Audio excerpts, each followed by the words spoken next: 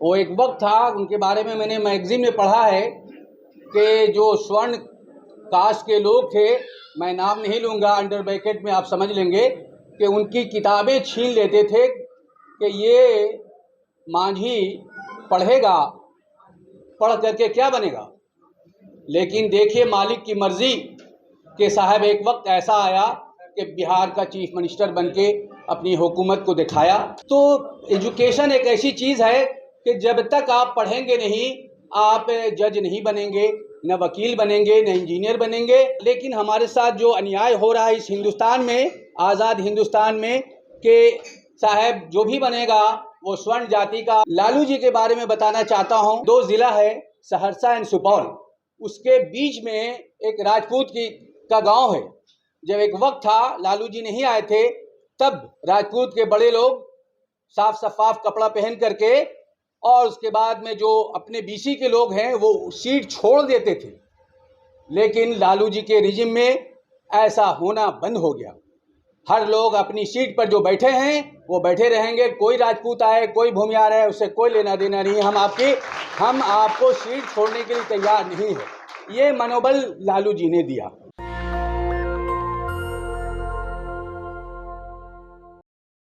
आज की ये सुबह में मुझे एसएन कुमार एफसीआई के मैनेजर सिविल इंजीनियर ने मुझे याद किया कि आज एक बड़ा फंक्शन है, आप उसमें तशरीफ़ लाएं। मैं अपना वक्त निकाल के हाजिर हुआ और मैं आज के सदर मोहतरम का आभारी हूं कि मुझे इस नाचीज़ को भी कुछ बोलने का मौका दिया। मंच पर बैठे रिस्पेक्टेड अनिल कुमार यादव साहब, एडिशनल डीजीपी बिहार, अनिल चमरिया साहब, chairman media study group, Rakesh Tiwari साहब, एजीएम कैनरा बैंक, करुणा कीर्ति जी, दैनिक भास्कर, अरुण कुमार कुशवाहा साहब, एडवोकेट, और हमारे पीर जनाब नवीन कुमार जी जिसको मैं सुनता रहता हूं, और जनाब शंभू कुमार सिंह साहब, और आप तमाम लोग। मैं चंद बात, इसलिए कि वक्त ज़्यादा नहीं दिया गया है, बोलना चाहूँ तो मैं काफ़ी वक्त ले सकता हूँ, लेकिन इसकी इजाज़त हमारे वीरेंद्र भाई की तरफ से नहीं है।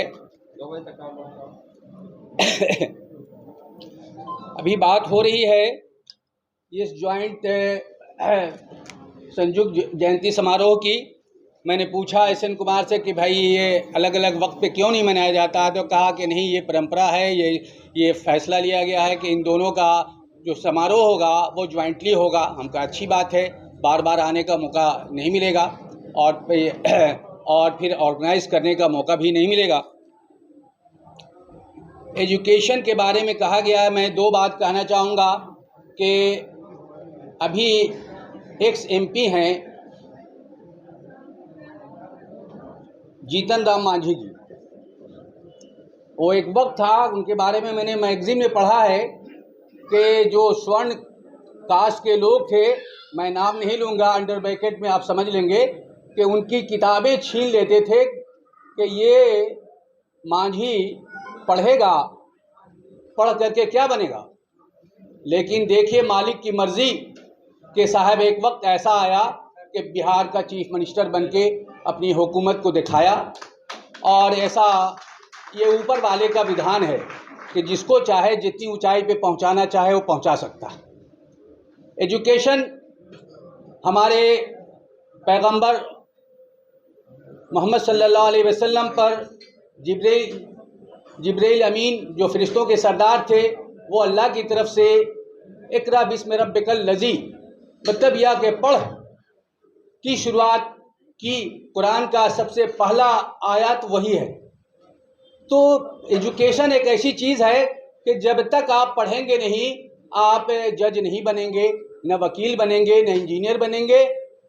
और लेकिन हमारे साथ जो अन्याय हो रहा है इस हिंदुस्तान में, आज़ाद हिंदुस्तान में, कि साहब जो भी बनेगा वो स्वर्ण जाति का, आप जितनी लिस्टें आ रही हैं और व्हाट्सएप पे देखने का मौका मिलता है, पढ़ने का मौका मिलता है, वो सारा सीट जो है ना वही खा जाते हैं, और हम लोग का रिजर्वेशन जो है वो भी खा जाते हैं। उसमें एक खामी और भी नज़र आती है कि अगर आप एससी हैं और आपका टॉपर हैं, सपोज कीजिए कि टॉपर हैं, और उस टॉपर में आपको जनरल कैटेगरी में शामिल कर दिया जाता है और उसके बाद में आपके एससी कोटे का एक आदमी बाहर हो जाता है।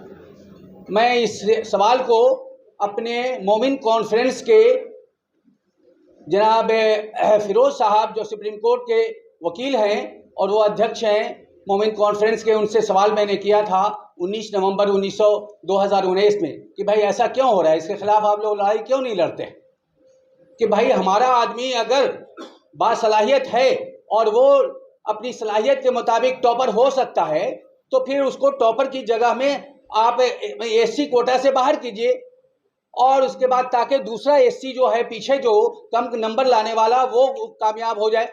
लेकिन ऐसा अभी नहीं है, इसकी लड़ाई चल रही है और हमारे वकील साहब हैं और जो लीगल एक्सपर्ट हैं वो इसके बारे में बताएंगे। मैं लालू जी के बारे में बताना चाहता हूं कि साहब एक जगह है, 2 ज़िला है सहरसा एंड सुपौल, उसके बीच में एक राजपूत का गांव है।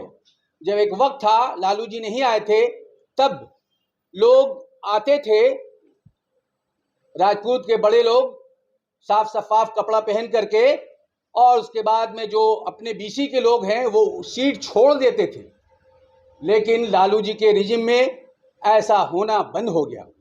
हर लोग अपनी सीट पर जो बैठे हैं वो बैठे रहेंगे, कोई राजपूत आए कोई भूमियार है उससे कोई लेना देना नहीं, हम आपको सीट छोड़ने के लिए तैयार नहीं है। ये मनोबल लालू जी ने दिया और जो उन्होंने समीकरण बनाया वो मेरे ख्याल में गलत था। माई का समीकरण, इससे काम चलने को नहीं है। सिर्फ ज़्यादा और मुस्लिम हो जाए उससे आप हुकूमत कर लेंगे, ऐसा मुमकिन नहीं है। आपको हर तरह के लोगों के वोट की ज़रूरत है, तभी आज सबसे टॉपर बिहार में जितने भी नंबर ऑफ़ सीट्स हैं असेंबली में सबसे ज़्यादा एमएलएज उनके हैं, लालू जी के। उसके बाद में फिर किसी भाजपा के हैं और तब फिर जनता दल यू के हैं, फिर किसी और के हैं।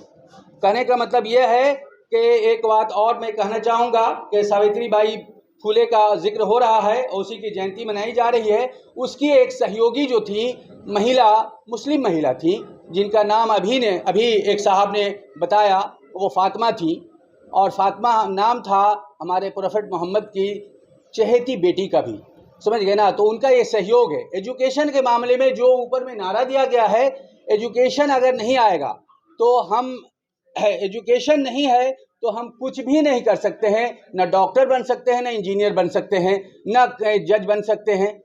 तो एजुकेशन मस्ट है। एजुकेशन को आप लोग ओढ़ना बिछौना बना लीजिए और उसके बाद में जब आप एजुकेट हो जाएंगे तो आपके लिए राह खुल जाएगी और कहीं ना कहीं आप ऊंचाई पे पहुंच जाएंगे। और मैंने देखा है कि साहब अभी एक मुस्लिम डीजीपी का नाम लूँगा मैं, वो जनाब MW अंसारी हैं, वो छत्तीसगढ़ के डीजीपी रहे और अभी इलाहाबाद में आके 3 दिन का वक्त दिया उन्होंने अपने मुख्तलिफ प्रोग्रामों में। तो उनकी एक्टिविटीज़ है और मैं ख्वाहिशमंद हूँ कि उन वैसे डीजीपी को मैं यहाँ बुलाऊँ और अपने बिहार के गेस्ट हाउस में उनको ठहरने का मौका मिले, इसलिए कि यहाँ के डीजीपी जब मालूम होगा कि हमारे कलीग आ रहे हैं तो वो किसी होटल में हमको ठहराने की ज़रूरत नहीं पड़ेगी, वो गवर्नमेंट ऑफ बिहार के गेस्ट हाउस में ही ठहरेंगे और उनके मेहमान खुसूसी होंगे। तो मैं ज़्यादा वक्त नहीं लूँगा। मैं आप ऑर्गेनाइज़र का, ख़ास के वीरेंद्र बाबू का, मुझे याद करने के लिए जो वक्त दिए हैं, मैं उनका बेहद शुक्रगुजार हूँ। और इस तरह की तंजीमें रहनी चाहिए। और हमारे FCI में, मैं आज भी FCI रेवा का रीजनल चेयरमैन हूँ रिटायर होने के बाद। मैं 39 साल सर्विस किया हूँ FCI में, क्लास 3 से लेकर क्लास 1 तक, और मैं वहाँ भी ऑल इंडिया वाइस प्रेसिडेंट रहा ऋषिकेश में। और उसके बाद में फिर आज भी मैं FCI का रीजनल चेयरमैन हूँ, FCI रेवा का। रेवा means retired employees welfare association. मैं इन्हीं चंद शब्दों के साथ अपनी बात ख़त्म करता हूँ। नेशनल दस्तक की आपसे गुजारिश है कि अगर इसको बचाना चाहते हैं तो नेशनल दस्तक को सब्सक्राइब करने के लिए रेड कलर के सब्सक्राइब बटन को दबाएं, फिर बेल आइकन की घंटी दबाएं। नेशनल दस्तक को बचाने के लिए बहुत ज़रूरी है कि हर खबर को शेयर करें, लाइक करें, कमेंट जरूर करें।